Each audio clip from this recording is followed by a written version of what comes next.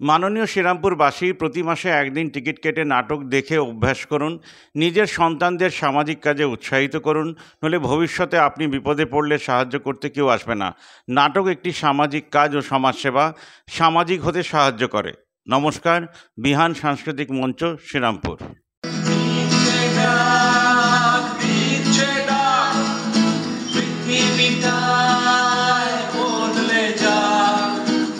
Hello Serampore, Samir চ্যাটার্জির একটা ছোট্ট লেখা আপনারা শুনলেন, আমি স্ক্রিনে সেটাকে তুলে ধরলাম আপনাদের জন্যে।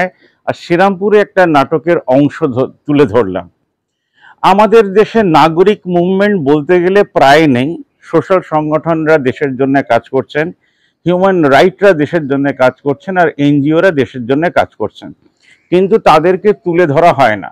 তাই আমাদের দেশে নাগরিকদের ভেগ আইডিয়াও নেই যে আমাদের দেশে এই তিনটে সংগঠন দেশের জন্য কি করে। তবে আপনাদের জন্য জানিয়ে রাখি, সাউথে সবচেয়ে বড় এমবিবিএস হাসপাতাল খোলা হয়েছে, যেখানে ডক্টরদেরকে ফ্রি পড়ানো হচ্ছে এবং 2500 ডক্টর প্রতি বছর তৈরি হবেন। একজন সাউথ ইন্ডিয়ান খুলেছেন। আমি চেষ্টা করছি যদি আপনাদেরকে সেই ছবিটা দেখাতে পারি। বাদবাকি আমাদের শ্রীরামপুরেও প্রচুর কাজ হচ্ছে, তার মধ্যে উল্লেখযোগ্য নাম শ্রীরামপুর আর্ত সেবা সমিতি আশ্রম। আপনারা জানেন প্রায় 48 থেকে 50 জন মাকে প্রতি রোববার এখানে থলে করে শাক সবজি, চাল, ডাল এগুলো দেওয়া হয়। তাই ভারতবর্ষকে জানার জন্য শুধু পার্টিরা কি করছে, এই ইলেকশনে তারা কটা সিট পাবে এটা খবর না, নাগরিকদের হয়ে বলার মতন কোনো চ্যানেল নেই। তাই ভাবনামুখকে আমি মনে করি নাগরিকদের একটা মুভমেন্ট অনলাইনে, যদি আপনারা এটাকে সাবস্ক্রাইব করে এগিয়ে নিয়ে যান তাহলে নাগরিকরাও এগোবে। আজকের নাটকের এই অংশটুকু তুলে দিচ্ছে এই কারণে, এর নিচে অনেকগুলো কমেন্ট এসছে। কমেন্টগুলো সবই ঠিকঠাক। তার কারণ হচ্ছে অনেকেই বলছেন ভালো নাটক হয় না তাই মানুষ দেখতে যায় না, নাটকের টিকিট 100 টাকা, বাড়ির 4 জনকে নিয়ে গেলে 400 টাকা, সেজন্য লোকে নাটক দেখতে যায় না। আর নাটকে সেই সাবজেক্টও নেই, অনেক সময় খুব বেকার সাবজেক্টগুলোকে নিয়ে নাটক করা হয়। ইনফ্যাক্ট শ্রীরামপুরে আমার যে নাটক যুদ্ধ একটা জায়গায় পড়া হয়েছিল, তারা বলেছিল ভীষণ শক্ত নাটক। তাই আমরা নাটক যারা দেখি বা যারা লিখি বা যারা মঞ্চস্থ করি তারাও খুব ডিভাইডেড। যেভাবে ধরুন সিপিএম পার্টি অফিস কিচ্ছু করে না, তাই তারা এখন ভোট চাইছে যে কখন তারা অক্সিজেন সিলিন্ডার দিয়েছিল রেড ভলেন্টিয়ার।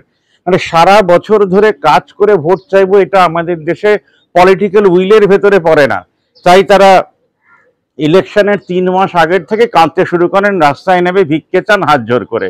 তারপরে তো জানেন আপনারা কি হয়, কারণ নাটকের লোকই বেশি দেখবেন।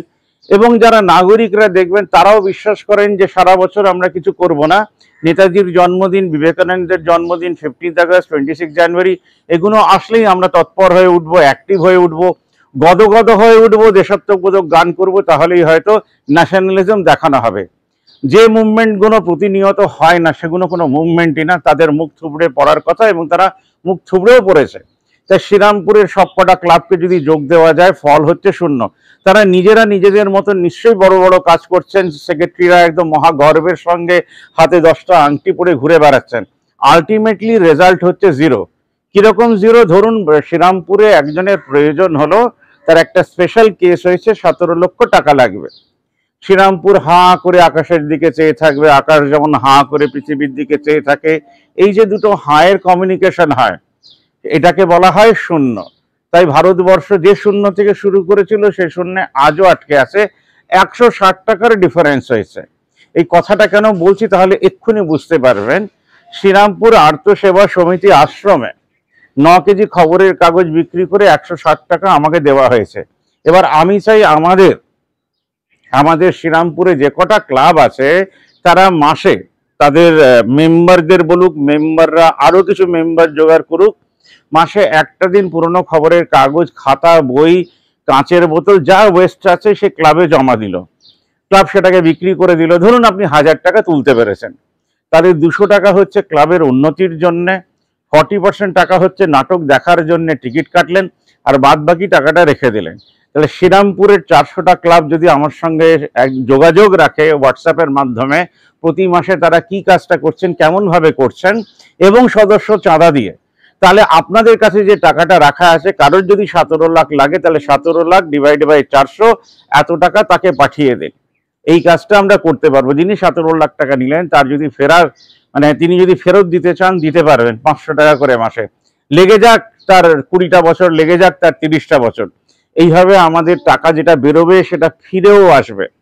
এইভাবে আমরা দেশের জন্য কাজ করতে পারবো। এবং নাটক দেখতে যখন আমরা যাব একসঙ্গে, তখন অ্যাটলিস্ট 700টা মানুষ আমাদের শ্রীরামপুর রবীন্দ্র ভবনে দেখাতে হবে।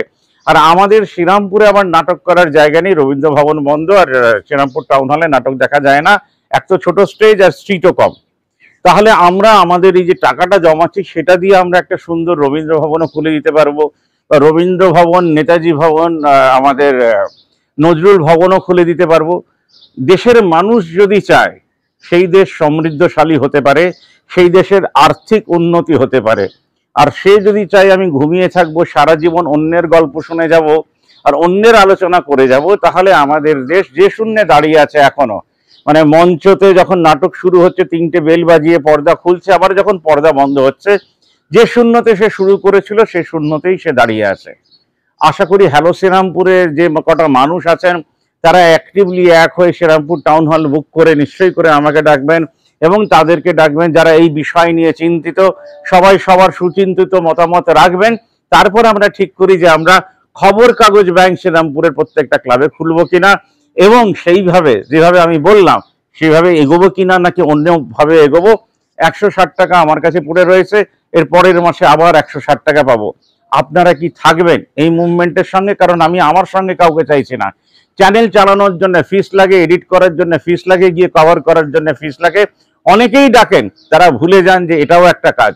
যেভাবে বিল্ডিং তৈরি হয় আমাদেরকে লেবারদেরকে টাকা দিতে হয়, সেইভাবে নেশন বিল্ডিংয়েও টাকা লাগবে। আপনারা মনে করবেন না যে সাংবাদিকরা ফাউতাবাজি এবং সবাই ঘুরে বেড়াচ্ছে এবং সাবস্ক্রাইব করলেই তারা প্রচুর টাকা পাচ্ছে। কিচ্ছু টাকা পাওয়া যায় না। তাই মাথায় রাখবেন, যখনই ডাকবেন যে কোনো সাংবাদিককে, শুধু আমাকে নয়, তার হাতে টাকা ধরিয়ে দেবেন, কারণ সে একদমই গরিব। আমাদের দেশে কোনো বড় চ্যানেলের আর ক্ষমতা নেই সাংবাদিকদেরকে পোষে ভুলভাল খবর করার জন্য।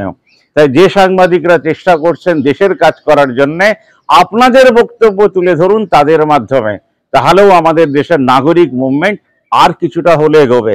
শ্রীরামপুর যদি মডেল হয়ে যায় তাহলে ভারতবর্ষের সবকটা জায়গা মডেল হয়ে উঠতে পারবে। আজকে এটা শোনার জন্য ধন্যবাদ। 1 মে 2024। এখনো আমাদের দেশে হোপ বলে কোনো শব্দই নেই। শ্রমিকরা এক হতে শেখেনি, কারণ তাদের নেতারাই এক নয়, তারা জানেই না কি করতে হবে। তাই এখনো আমরা শূন্য শূন্য শূন্য শূন্য শূন্যতেই আছি। এই শূন্যকে কাটিয়ে একদিন নিশ্চয়ই আমরা এক লিখতে পারবো।